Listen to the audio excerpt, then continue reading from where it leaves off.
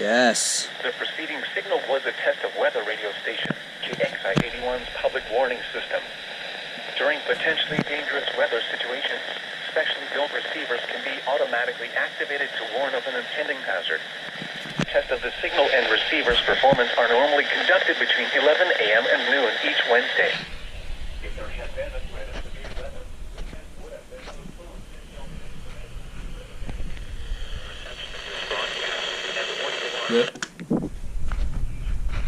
this variability, normally more noticeable at greater distances from the transmitter, can occur even though you are using a good quality receiver in good working order.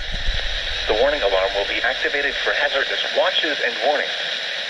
For station KXI81, broadcasting near Clayton, Georgia, on a frequency of 162.45 megahertz, the warning alarm will be activated for the following counties in northeast Georgia: Banks, Habersham, Hall, Raven, Townsend, White. In North Carolina, Macon. And in South Carolina, Oconee. This concludes the NOAA Weather Radio All Hazards to an Alert test.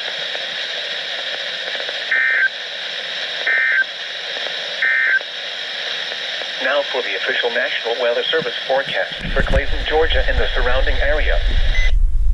Okay, there you guys go. First alert on here. Well, actually, I did get an SBR last night, but first filmed alert on here.